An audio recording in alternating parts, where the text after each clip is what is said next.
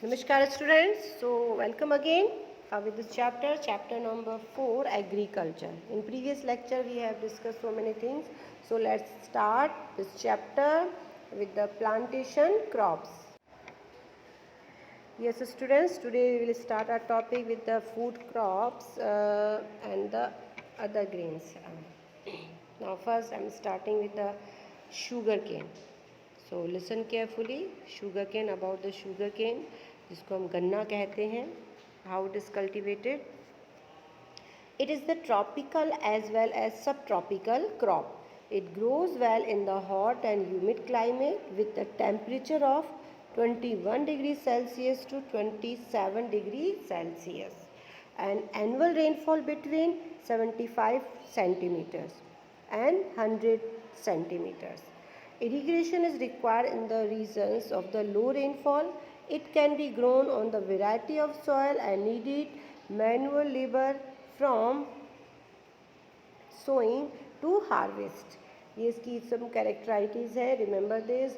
India is the second largest producer of sugar cane only after Brazil.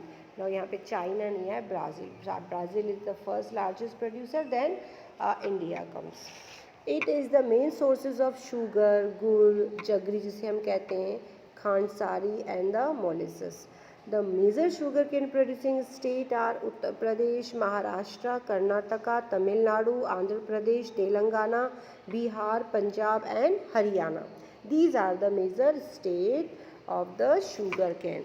Now we will discuss about the oil seeds. Oil seeds जिससे तेल बनता है, बहुत सारे oil seeds यहाँ पे grow होती हैं इंडिया में. In 2016, India was the second largest producer of groundnut मूंगफली in the world after China. Groundnut में जो चाइना के बाद सबसे सेकंड नंबर पे आता है India. It replaced productions, India was the third largest producer of in the world. देखिए इंडिया जो इसका जो रेपसीड प्रोडक्शंस है इंडिया का, जिसमें लार्जेस्ट जो है third largest producer in the world है आफ्टर कैनेडा एंड चाइना और कनाडा के बाद. Different oil seeds are grown covering approximately 12% of the total crop area of the country. देखिए यहाँ के 12% पार्ट पर क्या उगाई जाती है, oil seeds. Main oil seeds production in India are, अब देखिए कौन कौन सी ऑयल सीड्स हैं, ग्राउंडनट, मस्टर्ड जिसको सरसों कहते हैं, कोकोनट, सीसम तिल, soybean, castor seeds, cotton seeds, line seeds, sunflower. These are the some oil seeds plants and the sunflower. Most of these are edible. ज़्यादातर इनको हम खाने में यूज़ करते हैं. Used to cooking medium. These are the medium of cooking. However, some of these also used as a raw material in the production of soap. इनमें से कुछ का यूज़ किया जाता है सोप प्रोडक्शन में, कॉस्मेटिक एंड ऑन्टिनेंट्स जो है, जो कॉस्मेटिक आइटम्स बनते हैं उसमें इनका यूज़ किया जाता है. Now groundnut is the kharif crop. ये खरीफ क्रॉप में आ रहा है. In account of the about half of the major oil seed production in this country.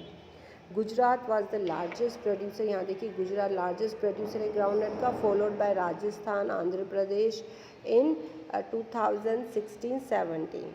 Line seeds, mustards, देखिए line seeds, mustard are rabi crops. Sesame is the kharif crop in the north. देखो sesame के लिए question आता है, sesame is the kharif और rabi crops, so both will come. Sesame is the kharif crop in the north and rabi crops in the south India.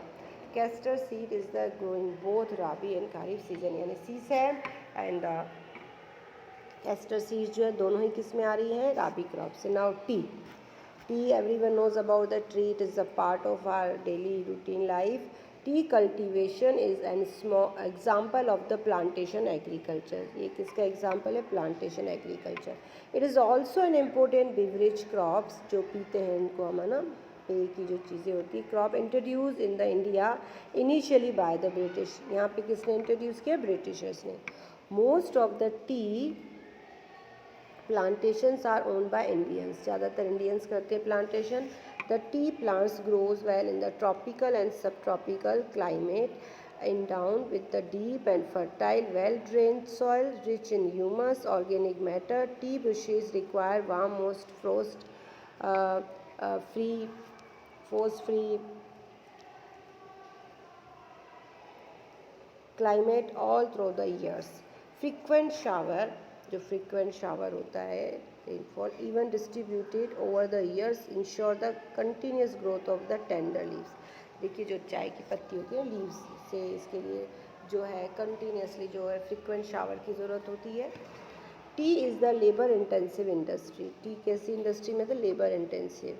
It requires abundant cheap and skill labour. Cheap skill दोनों ही labours की ज़रूरत है. Tea is the proceed with in the tea gardens to restore its the freshness. Tea gardens में जो है इसको जो ये फ्रेशनेस के लिए स्टोर किया जाता है. Major tea producing states are, now there are some states, remember this: Assam, hills of Darjeeling, and the Jalpaiguri districts, West Bengal, Tamil Nadu, Kerala. These are the some major producing state of tea. Apart from these, Himachal Pradesh, इसके अलावा देखिए Himachal Pradesh, Uttarakhand, Meghalaya, Andhra Pradesh, Tripura are also tea producing state in the country. In 2016, India was the second largest producer of the tea after China. सबसे पहला China, then second India. Now coffee, about the coffee. Indian coffee is known as the world for its good quality. India की coffee यहाँ की good quality की वजह से पूरे world में फेमस है. It's famous all over world. The Arabica variety initially brought from Yemen. It's produced in the country. Arabica variety की जो कॉफ़ी यहाँ पे ग्रो होती है, जो कहाँ से आई थी? यमन से यहाँ पर प्रोड्यूस होती है हमारी कंट्री में. This variety is the great demand all over the world. इसकी बहुत ग्रेट डिमांड है पूरे वर्ल्ड में. Initially it's cultivation was introduced on the Baba Budan, Karnataka में है ये बाबा Budan hills, and even today its cultivation is the confine of the Nilgiri in Karnataka, Kerala and Tamil Nadu.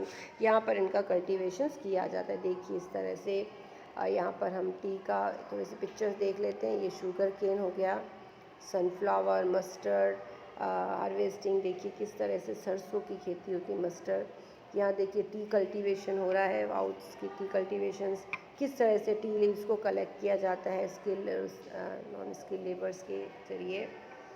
Now next topic is the horticulture crops. Now what is means of the horticulture? The cultivation agriculture of the fruits and vegetable is known as horticulture. इसमें जो है fruits और vegetables का cultivation होता है.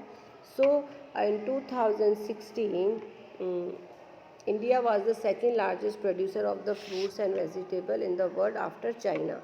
India is the producer of tropical as well as temperate fruit. सब तरह के fruits यहाँ पे grow होते हैं. Mangoes of Maharashtra, Andhra Pradesh, Telangana, Uttar Pradesh and West Bengal. Orange of Nagpur and the Cherrapunji, Meghalaya. Banana of Kerala. देखिए यहाँ पे अलग अलग fruits हैं. Banana आ गया यहाँ पर, ठीक. ऑरेंज आ गया, मैंगो आ गया, ठीक है. Banana of Kerala, Mizoram, Maharashtra, Tamil Nadu. Lychee and guava. देखो थर्ड नेक्स्ट पूरा guava of Uttar Pradesh and Bihar. Pineapple of the Meghalaya. Grapes of Andhra Pradesh, Telangana and Maharashtra. Apple, pears and the apricots and the walnuts of the Jammu and Kashmir, Himachal Pradesh are the great demand the world over. पूरे world में इनकी काफ़ी demand है इन सारे fruits की. यहाँ पर ग्रो होते हैं. Now look this pictures. ये देखिए किस तरह से एप्रिकॉट्स हैं यहाँ पर देखिए एप्पल है. नाउ दीज आर द प्रोमिग्रेनेट, अनार जिसको हम कहते हैं. फाइन. ये देखिए कल्टीवेशंस ऑफ वेजिटेबल फ्रूट. ये देखिए यहाँ पे पीज़ है, किस तरह से कॉलीफ्लावर है, टोमेटो है. यहाँ पर देखिए ब्रिंजल्स हैं, बैंगन. ये सारा कल्टीवेशन जो हॉर्टिकल्चर है यहाँ पर किया जाता है इंडिया में. India is an important producer of peas, cauliflower. देखो पी का, cauliflower, onion, cabbage, tomato, brinjal and tomato. इन सब का यहाँ पे प्रोडक्शन किया जाता है. Now non food crops. Now we have discuss about the all plantations crops. Now we will discuss about the rubber. It is an equatorial crops. but under the special conditions it is also grown in the tropical and subtropical area. देखिए वैसे तो ये equatorial crop है, equatorial crop है, but is also grown in the tropical and सब tropical area. यहाँ पर भी ग्रो होती है. देखिए यहाँ पर it's require most and the humid climate with the rainfall is most than the 200 centimeter and temperature about 25 degree Celsius. Rubber is an important industries. The raw material it's mainly grow in the Kerala. देखिए कहाँ कहाँ पर grow हो रहा है. Kerala, Tamil Nadu, Karnataka, Andaman Nicobar island, जियोरेल्स और Meghalaya. So some items आपको बताने हैं which made of rubbers industries के लिए रॉ मटेरियल का काम करता है. Now fibre crops, about the fibre crops, cotton, jute, hemp and natural silk. Silk के बारे में सभी को पता है. ये 4 मेजर फाइबर क्रॉप्स हैं. The first 3 are drive from the crops grown in the soil. पहले की तीनों को, कॉटन, जूट और हेम्प को तो हम ग्रो करते हैं सॉइल में.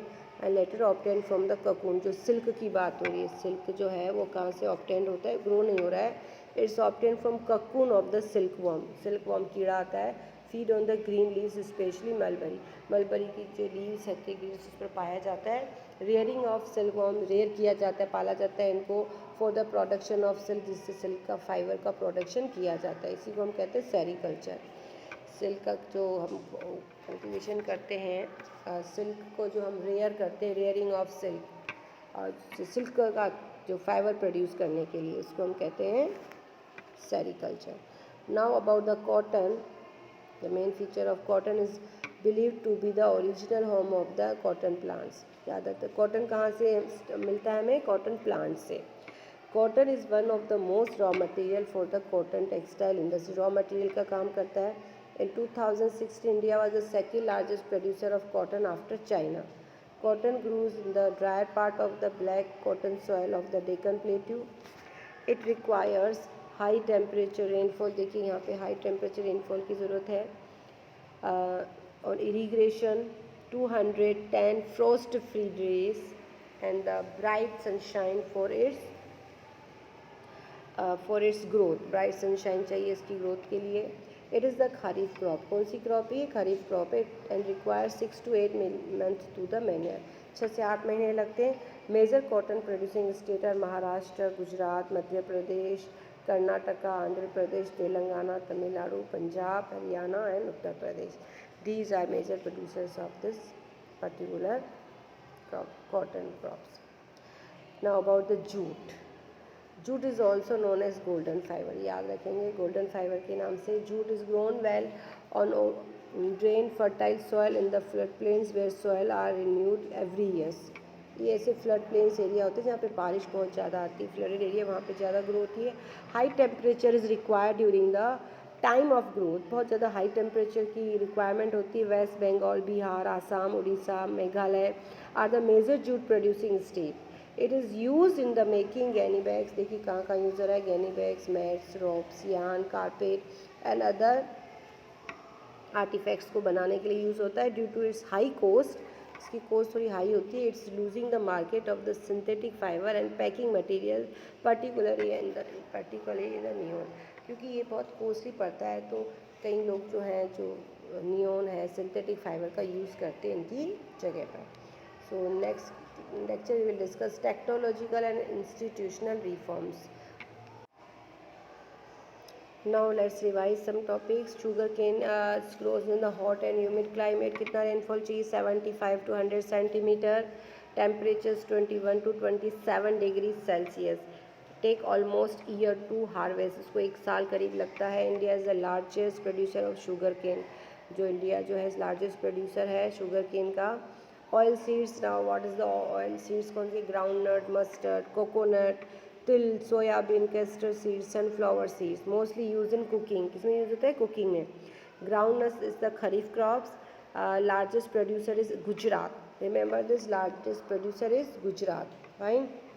And mostly use in cooking. Line seeds, mustard, rabi crops, ये किस में आते हैं, राबी क्रॉप्स में. Now about the T introduced by the Britishers. यहाँ पर सबसे पहले टी का जो कॉन्सेप्ट है ब्रिटिशर्स लेकर आए. Soil should be fertile and the humus. इसके लिए सॉयल कैसी होनी चाहिए, fertile and humus. Grown in the tropical and subtropical climate, labour intensive farming होती है। जो मेन स्टेट हैं केरला, असम, दार्जिलिंग जो है इंडिया, यहाँ पर जो मेन स्टेट है जहाँ पर ये ग्रो होती है। देखिए यहाँ पर तमिलनाडु कहाँ कहाँ पर है, देखिए Tamil Nadu, Kerala, Assam, Darjeeling, these are the major producing state of tea. Fine. So it's all about for today. Next lecture we will discuss about the technological and institutional reforms. What technological and institutional reforms done in the agriculture field, how the production is increased day by day, how is the modern technique is using is very useful for the farmers. So thank you and have a nice day.